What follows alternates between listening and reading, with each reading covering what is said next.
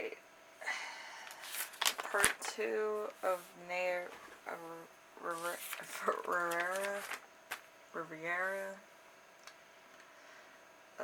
I feel like she might have slipped because my leg really hurts. Yeah, I recently slipped in my backyard. I have uneven hillside back there. So yeah, maybe she slipped in the water and went under. That could have been, why she never went back up to the surface, which is really scary.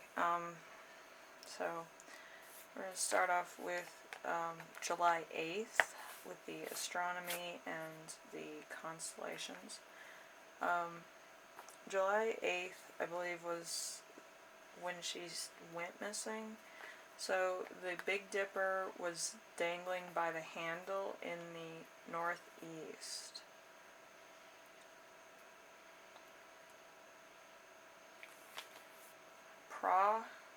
The plow that looked like tilling the fields for the farmers around that time.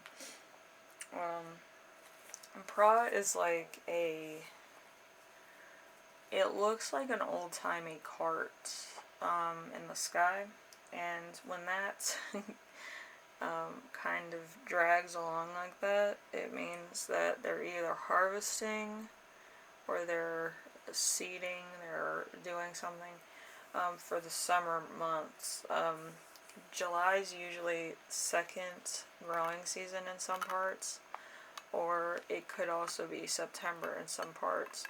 So if it's July, then it's usually for watermelons and pumpkins and stuff, and that's usually the second growing season. And then we have fall and winter, which is more for like lettuce and stuff. So that's why that was in the sky, which I find is interesting. Then we have Cotello, which is centered in the north horizon. So that would be, pretty far up on there. It's the brightest star in the Chariot. Usually the Chariot's like Hades riding by on his chariot, or one of the other gods, depending on if Mars is involved or not. So if Mars is involved, it's Hades. If it's any other planet, it's usually somebody else.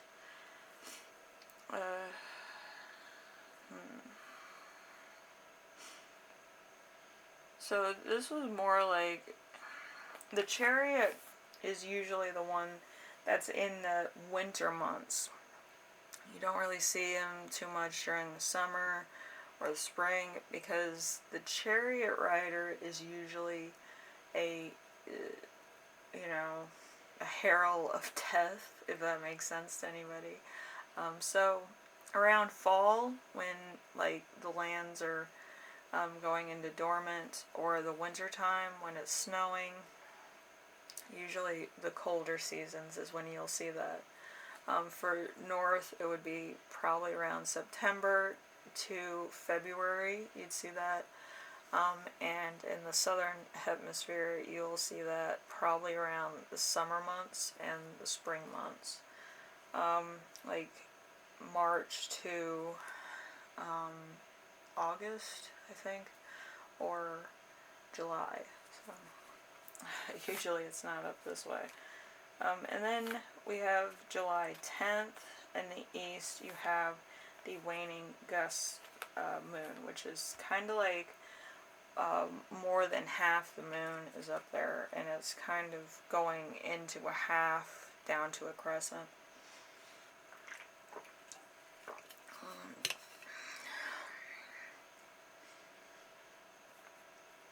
Then we have July 11th, which is Venus and the Eye of Taurus, the follower, rises and falls at 3 in the afternoon and falls at 4 in the morning. So that's kind of weird, because if rotation of the Earth is any indication, those two things kind of gliding across the sky. You have Venus, which is very kind of like the love planet, and then you have the Taurus's eye, which is very fiery, very angry, and it's kind of revengeful. So there could, be something there that's really just out of the ordinary. Then we have July 12th. We have Venus and Aldebaran. Again, that's Taurus's eye, Aldebaran. Someone with honor through literature, music, or art and creative. So somebody found her on the 12th, I think. And on July 13th, in the east is the great square of Pegasus. The top of the square looks more like a diamond than usual, so it looks like the horse bucked somebody off, if that makes sense to anybody. And the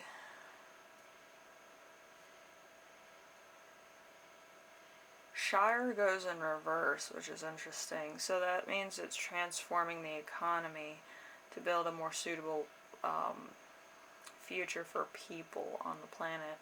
Usually that's going around, and it usually keeps everything in balance as far as money coming in and stuff like that, and it goes through each one of the star signs usually. It kind of looks like it's overlapping, because I do think that this is part of the goose. If I'm not mistaken, don't quote me. I think it is. But that star is very significant as far as economy goes. Wherever it goes, it usually helps the economy. If it's low on the horizon, it usually means that the economy will fall in 1 or 2 days.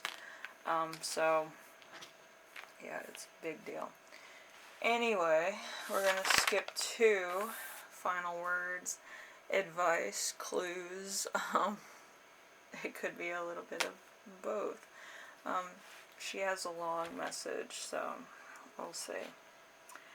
Making you super emotional and putting your focus into your past, your upbringing, and how both affects the person that you are now. No matter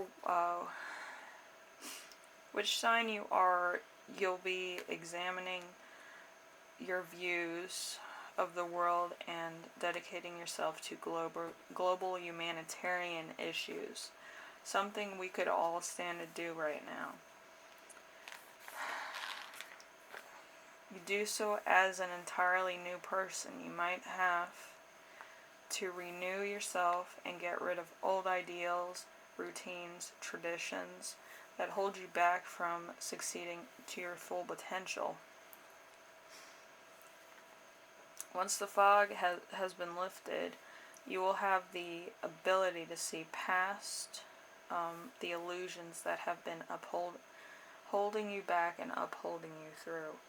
And then we have promise, healing, and change in your personal life and the wider world through rebirth, transformation, and restoration. So that's a big that's a big one. She gave you a lot to think about, and usually it's not her saying this, it's usually the stars that were illuminated when she passed, potentially on July 8th. So, yeah, there's a lot to be said for that, and I do think that she had some financial trouble, to some degree,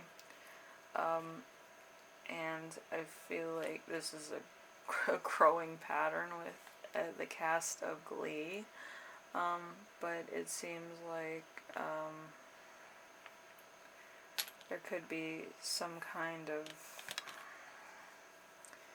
thing going on there. I'm not going to read too much into it. And the reason why I do feel like she slipped is because these little weights here. They look like little coins, but they are heavy. Like, they're really heavy. Like, I could drop one of these and, like, it would bounce. Like, it's heavy. It didn't bounce too much. They kind of roll.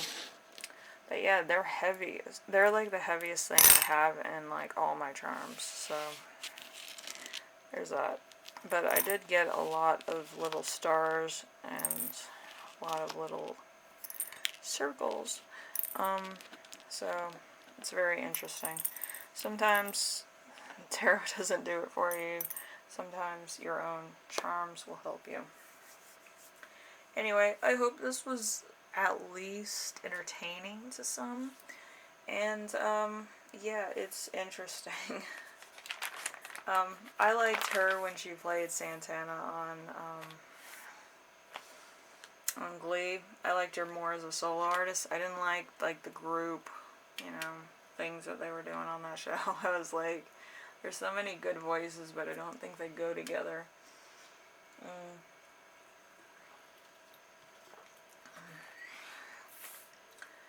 But yeah, if you want to know exactly how far back Naya Rivera's work goes, she was on Family Matters with Steve Urkel. You remember that show? Yeah, she was the real young one, I think, on that. So yeah, her work goes back far beyond where you think it is. She didn't just do Glee, she basically was part of pop culture for a while, so that's probably why I wanted to do her Death Day. I think that's what we're calling this now. Death Day reading. But yeah, I'm more clairvoyant with death days than I am anything else, which is interesting. Usually people are like, I channeled a love letter. I'm like, I channeled dead people. Yay. But usually when you're clairvoyant, it's usually for the reason of connecting with the dead. It's not anything else. But anyway, clairvoyance is a large spectrum of people. Usually I'm more of, I can hear music when I talk about certain things and stuff like that. And I found it interesting one day when I was doing this, that I could actually channel what exactly was going on with people around the time that they passed. So, anyway,